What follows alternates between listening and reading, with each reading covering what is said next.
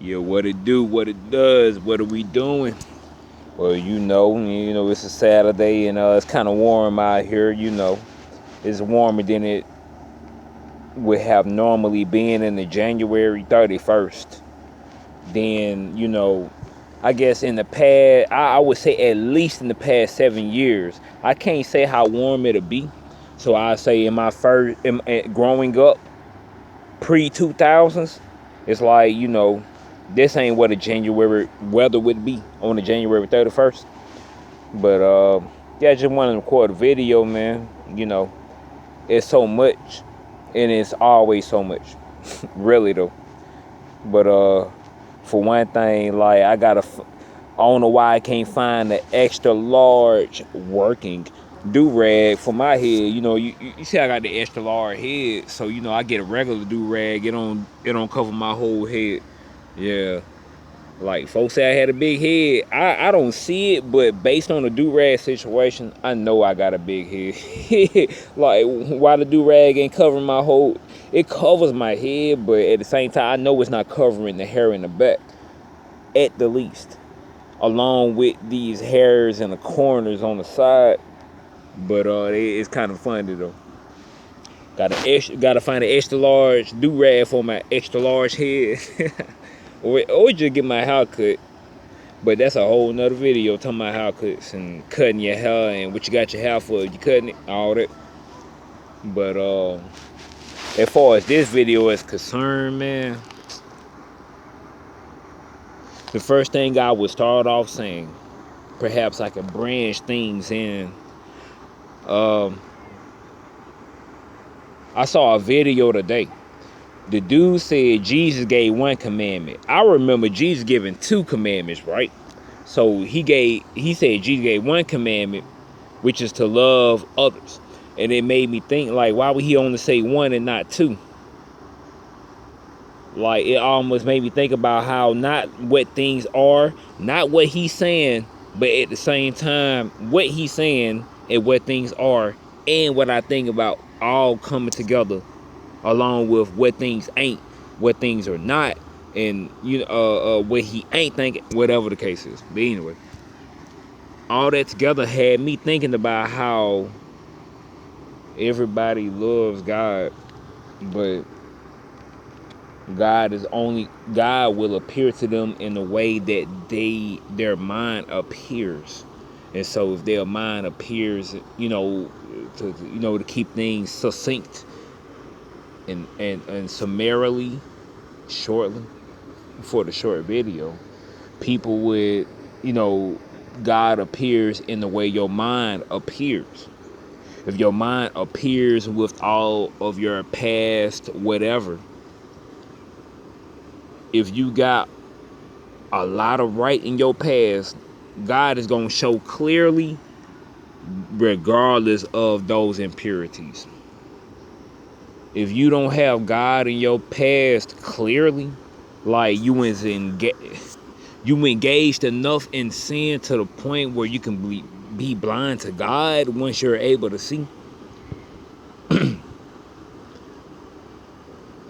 it's unlimited. There is no telling what there is you would say, do, or think.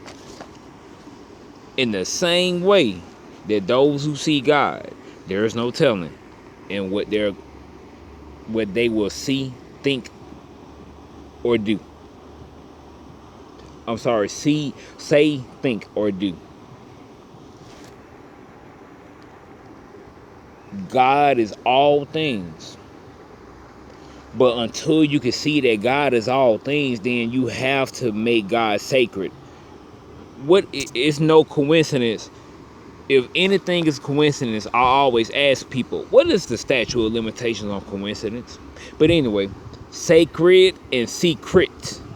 It is no coincidence that the words sound similar. People who don't see God, God is secret. And so they have to make it sacred. Sacred, separate, holy, separate. Holy also actually means holy with a W. Like it's just one whole thing. And when you have the Holy Spirit, that means you have the Holy Spirit, like you're not divided within, kind of like how in the Bible it was kind of saying how Jesus said, if you know your body is full of light. Okay, I kind of might have missed some words, but I got the gist. Jesus said, if your body is full of one light, then you are good, you are saved, or something to that effect. But if your mind is divided, you see two lights. I can't recall what it was saying. Then you are in darkness. But let's say whatever it say relates to what I'm saying, or it's kind of what I'm saying. Like, we all are broken. Being born, growing up, we all are broken. But that which is broken is God, so to speak. That which is put back together is also God. So let's say when things have to be put back together, that's God manifesting in the fashion of whatever you got to put back together.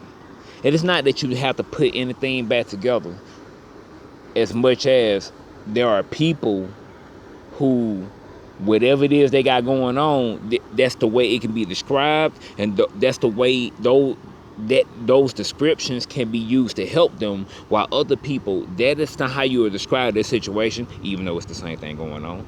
There's only one thing going on. The same thing always happen, just in a different way. The number of people that's alive or has been alive is the number of ways that things can happen, could have happened, would have happened, should have happened. But anyway, I can't believe I've been actually talking for 7 minutes. I thought it might have been 4 minutes. Man, that's crazy. Like, that threw me so off, man. Man, that threw me so off. But anyway, man, time be flying by so fast. Like, it threw me off so much that I ain't lost track quite of what I'm saying, but I lost track of the specifics. Excuse me, the specifics that I was at. But anyway,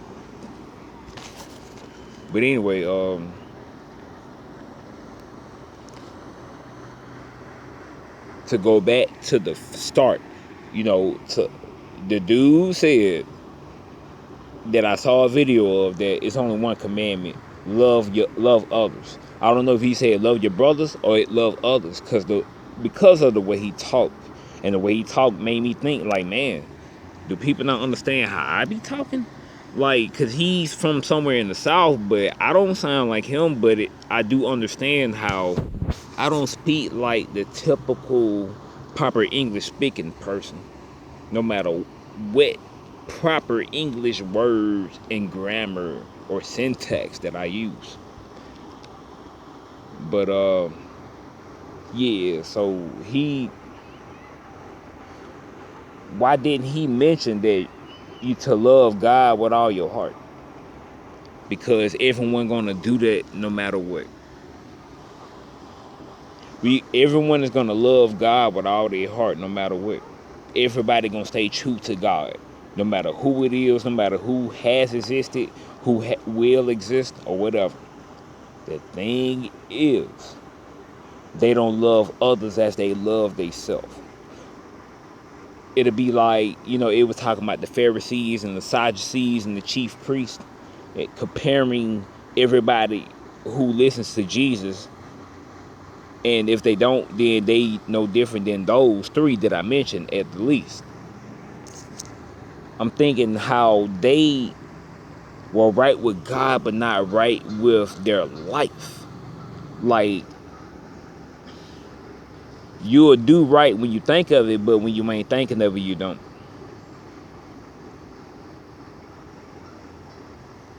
Like, what Jesus was saying, what Paul was saying, like, how you gonna talk about somebody else? You got this and that going on. Pretty much. Like, people, if you, though without sin, cast the first stone. Not that anyone is without sin, as much as those who can cast the first stone would not cast a stone. Those who would cast the first stone are those who don't know. And let's say it's kind of the tied into some, take it far away. They say the devil is what's accusing you to God, kind of like how with Job. You put it together. You see what I'm saying, right? Because I don't want to go away from what I'm trying to say to go deep into something else. That's why I call it the tangent line. Everything leads to everything else that lead to everything else that lead to everything else. Nothing is an independently existing thing by itself to say, oh, that's that. This is it. Anything like that. The only thing that is independently existing, we can't say nothing about it. We can't see it. We can't hear it. We can't taste it, and we can't touch it. But it is nothing other than that which we can't see, taste, touch, hear. The 5, 6 senses. That which we can't sense with the 5 or 6 is the only thing that we are sensing with the 5 or the 6. And I'm only saying that, hoping that, that'll suffice for the things that, for what's in between the lines of all the things that I've said so far.